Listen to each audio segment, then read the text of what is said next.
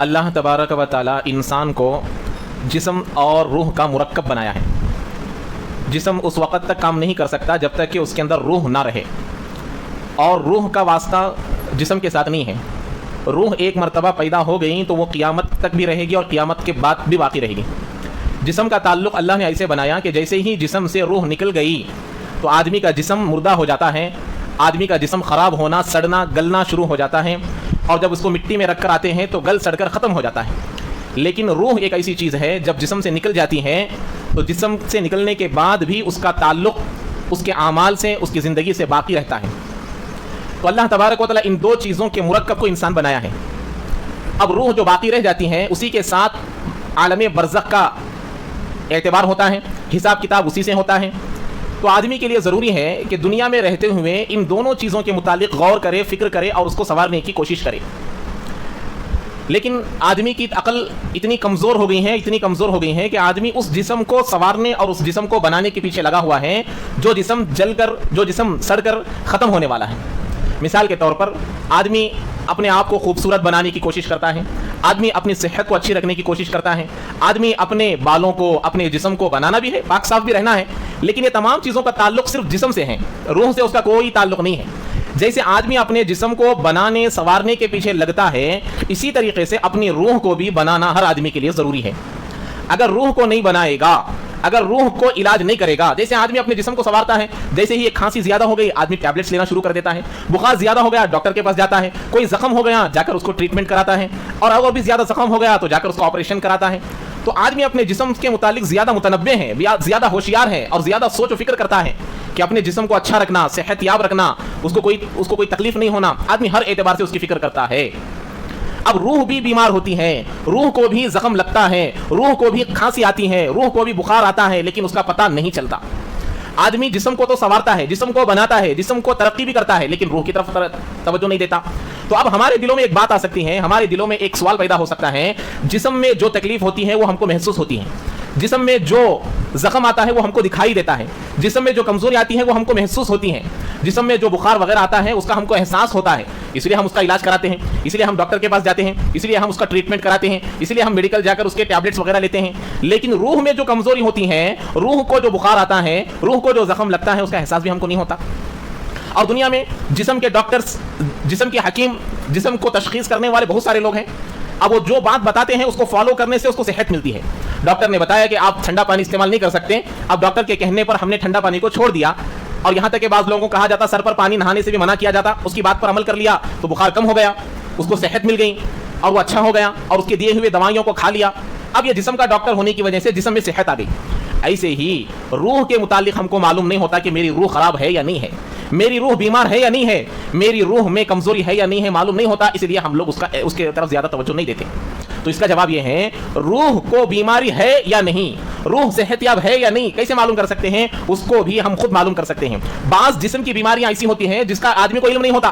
اندر سے دل کمزور ہو رہا ہے, آدمی کو نہیں معلوم. اندر سے آدمی کا لیور کمزور ہو گیا, معلوم نہیں ہوتا. آدمی کے اندر سے جو پارٹس ہوتے ہیں وہ کمزور ہو رہے ہیں, لیکن ایک بڑا حکیم ہے جو 50 60 70 سال کا تجربہ رکھنے والا ہے, جب اس کو ہم کو دیکھتا ہے تو کہہ دیتا ہے کہ بھائی اس کے کلیجے میں, اس کے جگر میں کمزوری ہے, اس کے اندر ہاضمے میں کمزوری ہے. اس کے چہرے کو دیکھ کر ہم یہ معلوم کر سکتا ہے. ایسے ڈاکٹرز, ایسے حکیم موجود ہیں, اب ان کو معلوم ہو جاتا ہے. تو ایسے ہی بعض بیماریوں کو آدمی خود محسوس کرتا, دکھائی نہیں دیتا. آدمی کو معلوم ہوتا ہے کہ مجھے 3 دن سے ہاضمہ ٹھیک سے نہیں ہو رہا, اور 3 دن سے مجھے گیسٹرک ہو گیا ہے, اور 3 4 دن سے مجھے ہاضمہ نہیں ہو رہا, نیند کرنے سے نیند نہیں آ رہی. اب یہ بیماری اندر سے محسوس ہو رہی, کوئی ڈاکٹر بولنے کی ضرورت نہیں, آدمی خود محسوس کرتا ہے کہ بھائی میرے اندر یہ بیماری ہے, میرے سر کے اندر تکلیف ہو رہی, میرے ہاضمے کے اندر تکلیف ہو رہی, ڈائجیشن برابر نہیں ہو رہا, ڈاکٹر بولنے کی ضرورت نہیں ہے. آنکھ میں دکھ رہا ہے, کوئی ڈاکٹر کی ضرورت نہیں, خود آدمی محسوس کرتا ہے. ایسے ہی روح کی بڑی بڑی بیماریاں ہیں, روح کی بڑی بڑی بیماریاں ہیں, وہ بیماریاں اللہ والوں کے بتانے سے معلوم ہوتا ہے.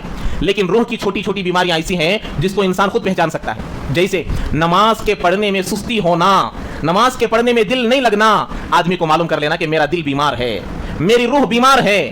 اور کسی آدمی کے ترقی کو دیکھ کر خوشی نہیں ہو رہی, کسی آدمی کے دیندار بننے پر یا اس کے مال کے بڑھنے پر دل جل رہا ہے, حسد ہو رہا ہے, اب سمجھو کہ میرا دل بیمار ہے, میری روح بیمار ہے. اسی طریقے سے کوئی آدمی مجھے کچھ بول دیا کہ آپ کے اندر یہ عیب ہے, آپ کے اندر یہ اس چیز کو درست کیجئے, اب اس کے کہنے پر مجھے غصہ آ رہا ہے, سمجھو کہ میری روح بیمار ہے. اسی لیے ایک بزرگ کا قول ہے، جب کوئی آدمی کسی آدمی کو بولا کہ آپ کے اندر ایک کمزوری ہے، اس کو درست کر لیجئے، حالانکہ وہ عیب میرے اندر ہے یا نہیں ہے میں کیسے معلوم کرنا، اس کے کہنے پر مجھے غصہ آ رہا تو سمجھو کہ وہ عیب میرے اندر موجود ہے. اگر نہیں ہے تو آدمی کیا کرے گا، اچھی بات ہے میں اس کو ٹھیک کروں گا، وہ کہنا پڑے گا. ہے اسی لیے غصہ آ رہا ہے.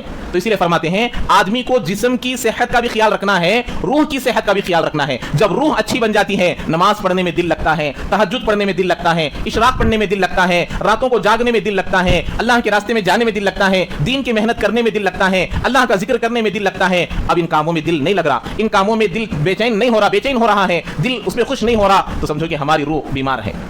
اسی لیے اس کا علاج کروانا ہے. اس کا علاج کروانے کے لیے کثرت کے ساتھ استغفار کا پڑھنا ہے، کثرت کے ساتھ استغفار پڑھنا ہے. ایک مرتبہ حسن بصری رحمت اللہ علیہ کے پاس ایک آدمی آیا، آ کر کہنے لگا گھر میں بے برکتی ہے، کیا کرنا، استغفار پڑھو. ایک آدمی آیا، بارش نہیں ہو رہی ہمارے قریے میں، ہمارے پورے باغیچے خراب ہو گئے ہیں، کیا کرنا، استغفار پڑھو. ہمارے گھر میں جھگڑا ہو رہا، کیا کرنا. تیسرا آدمی آیا، اس کو کہا کہ بھائی استغفار پڑھو. اولاد کے سلسلے میں شکایت کیا، اسے کہا کہ استغفار پڑھو.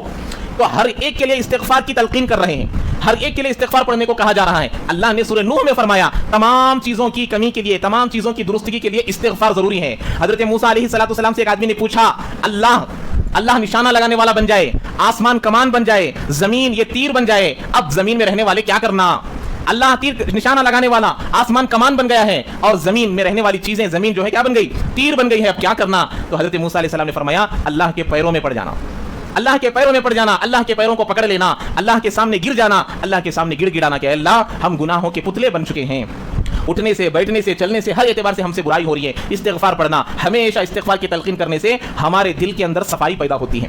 اسی لیے صبح میں جو تسبیحات پڑھتے ہیں، پہلے تیسرا کلمہ پڑھنا، بعد میں استغفار پڑھنا، بعد میں درود شریف پڑھنا. یہ پڑھ لینے سے کیا ہوتا، اللہ کی تعریف کرنے سے دل روشن ہوتا، استغفار کرنے سے جو گناہ ہوتے ہیں وہ دھل جاتے ہیں. اب درود شریف پڑھنے سے دل کے اندر نورانیت آتی ہے، دل کے اندر اللہ کی محبت آتی ہے، رسول کی محبت آتی ہے. جب محبت آ گئی اب اعمال کرنے میں دل لگتا ہے، اب دین کا کام کرنے میں آدمی کو خوشی ہوتی ہے، اب لوگوں کے ساتھ نرمی سے آدمی بات کرے گا. تو اسی لیے آج کے بیان کا، تقریر کا خلاصہ یہی ہے کہ ہم لوگوں کے لیے استغفار ضروری ہے. اپنی روح کا بھی علاج کرے، اپنی جسم کا بھی علاج کرے، تبھی آدمی ترقی پا سکتا ہے. ورنہ آدمی بیمار جیسے ہوتا ہے، روح بھی بیمار ہو جاتی ہے اور اس کا آدمی کو پتہ بھی نہیں چلتا. جیسے جسم بیمار ہو گیا، ڈاکٹر کے پاس نہیں گیا تو آدمی جلد سے جلد مر سکتا ہے، جلد سے جلد بڑا علاج کرانا پڑتا ہے. اسی طریقے سے روح اگر زیادہ بیمار ہو گئی، آدمی بڑے بڑے گناہ کرنے لگ جاتا ہے اور اس کو پتہ بھی نہیں چلتا. اللہ تعالی ہم تمام کو عمل کی توفیق